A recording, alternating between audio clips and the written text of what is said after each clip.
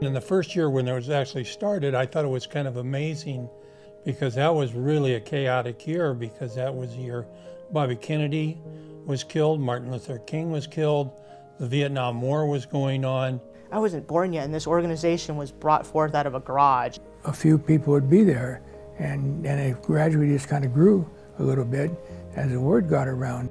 ADs from both the collegiate and the high school level getting together to make athletic directors better. Each year there's always new things that are coming up that athletic directors have to deal with. I remember when the big topic at the conference was the length of the hair for wrestlers. Now we're going back into the mid to late 70s. Well, I remember the very first conference that I attended was 1974, and I remember going to the meetings and everybody was so helpful, and most of them were all older than I was, of course, and had a lot more experience. It was easy to see that the majority of things that were happening in athletics nationwide had their start on the West Coast and moved east. And so it was important for us then at that point to understand that we were going to be setting the mark for people to follow. Back then, at first, you didn't know about corporate sponsors and what have you.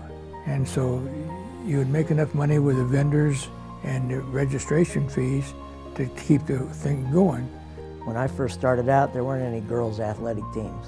We would just go out and play, and that was supposed to be our practice. And girls' sports was just starting to come on board at that time, and people were concerned about that, and rightly so, I think, but more than happy to make sure that they got an equal share of the things with the guys. That's all we heard, Title IX, Title IX. Every time you turn around, Title IX would come back. You have to learn to share. These girls now are getting to have the same number of games like in basketball and travel and track. So it just is helping them to be able to do all that stuff. And now most of the schools have just as many girls' athletic teams and participants as do the boys. And this has been a real positive for the schools and everybody involved. And as a result, we found out that the same thing happened for boys and girls. We had kids with higher GPAs, more kids involved, we have less dropouts, and so on. So it was a win-win situation. And I think that's one thing CSADA has done. People have gotten involved and been able to continue to move the organization forward so that it's really dealing with timely issues that athletic directors have to deal with on a day-to-day basis. I think as a professional, it's really important to stay involved in your professional organizations because you're going to get a lot of resources, you're going to get a lot of networking, and if you don't like what's going on in your professional organization, then get involved in it so you can make it what you think it should be so it can serve the needs of the membership. I think the biggest change is when Sherry Ross became the first woman president of the organization. After her, there was Sue Kamiyama, who also became president, and they broke the glass ceiling. And now we have a lot of women who are on our board. What we used to call the old boys club, now within the last 25 years is the old boys and girls club. I was always interested in seeing the professional status of the athletic director elevated to a position where that individual would have more responsibility. As a member of CSADA, going to the conferences, getting certified, being around professional people who had these extra credentials helped launch me to the position that I am now. I don't think I would have done this otherwise. And every conference I would go to, I'd hear other stories about, you know, I didn't know what to do, and I called Bill Boswell if he had any ideas about doing this. Solve the problem for him right away. Just that aspect of being part of CSADA. If I'm stuck and I need an answer to a question, I can pick up the phone or now just text or send an email and say, hey, how do you do this? California is a huge state. High school-wise, we have more high schools than any other state. We're about 1,500 high schools. I don't think there's another that has even 1,000. And there were so many high schools in California, and they're so diverse in California that you really had to be on your toes to keep up with things. I was from a very small school. We only had 250 kids in 9 through 12, and I think I'm probably the smallest school president of CSADA. So Having all these athletic directors from San Diego and Los Angeles and San Francisco was just tremendous for me. You know, every athletic director probably wants to make his site or her site the best in the state. So you're trying to beg, borrow, and steal every idea you can. I mean, there's 1,500 high schools in the state, and we probably have 700 or 800 athletic directors. So it's roughly about 60% of the athletic directors in the state are members. And so that in itself is telling you that, you know, there's a whole bunch of people in the state that are they might be overwhelmed just dealing with the issues that they have at their local site, and they don't yet recognize that they can get some help, and the help is in the form of the state organization. Actually, CSADA and the conference are what new ADs and anybody who's an AD should come to find out how to do their job better. You can learn from meeting new people and understanding what they've gone through already, and they can be a resource for you. The time that I served with CSADA was probably the best time as an athletic administrator that I ever had. You meet great people, you get a chance to see the rest of the state, what goes on in the rest of the state, and make that comparison and take those challenges back to your own site. You get beat down by yourself. You think you're the only one out there. It rejuvenates you. And when I go back, I feel encouraged and I feel very positive that, you know, I'm not out there on an island by myself. I'm in the mix with everybody, and that we're all working together for the same goal. The two toughest times as athletic directors is the beginning of the year and the ending of the year. So if you can have that little bit of energy going into the end of the year, it makes you want to come back the next year. I think that's why it's really important. And I've always said, it doesn't matter how many classes I've gone to, how many breakout sessions I've gone to, if I can come away from a conference with just one new thing, just one, it's going to be beneficial to my job in the long run. You know, if there's an issue that you have and you try to solve it yourself, it's tough, it's hard.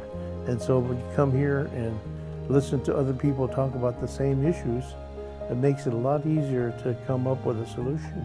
It's professional training for them, legal and liability issues, motivational issues, technical issues. CIF is always there with eligibility issues. Athletic directors put out a lot of fires before it gets to the principal, and a lot of people don't realize that. The counseling you give to your coaches is huge. The battles I always had to fight as an athletic director were parent support.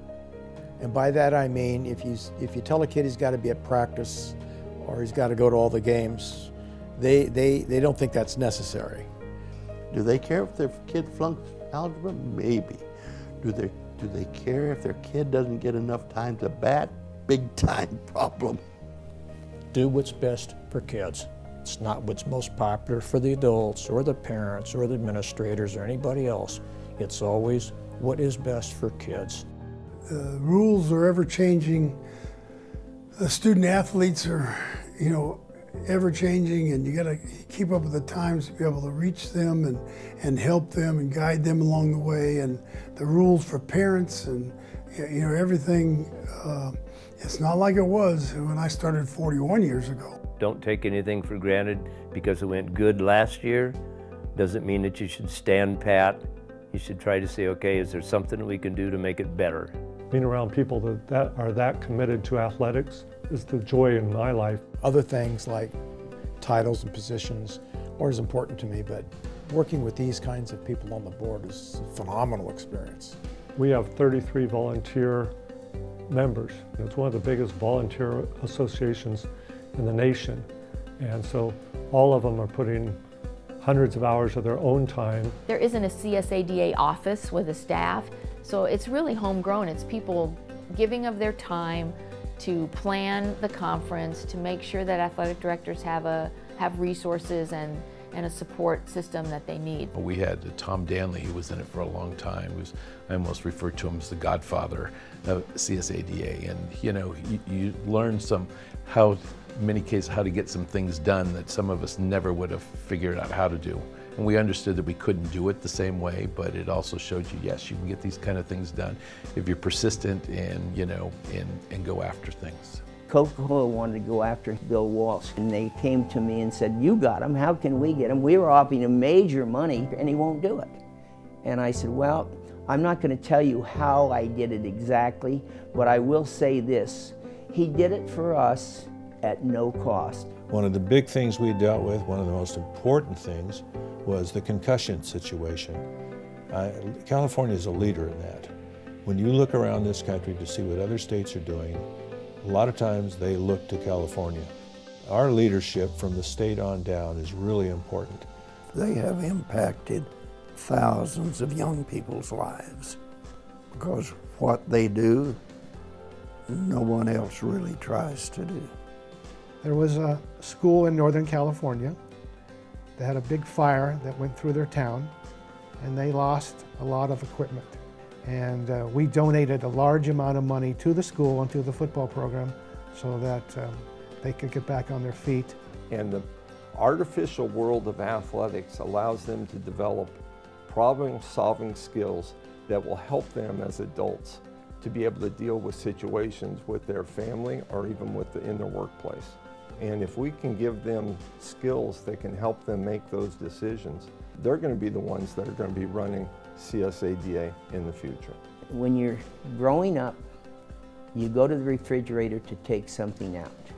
But as you get older and become responsible, you go to that same refrigerator, put something back. I would like to see every athletic director in the state of California become involved in our association, the CSADA. So longevity is an important factor. And people that have longevity obviously have had some success, so they didn't get fired. And for an organization to have longevity means it's had some important influence on what's happened over the years. We are getting the support from many school districts wanting their athletic administrators to attend our conferences. And it's just, I would say the growth has just been very, very positive. CSADA is pretty much on their own. They don't get funding from CIF, from schools. It's all membership. And of course we have some wonderful corporate sponsors that give what they can give. So if we can just keep it going, be on a sound financial base to provide that service for the athletic directors for another 50 years would be great. So I just want to say congratulations, 50th anniversary. That's pretty impressive.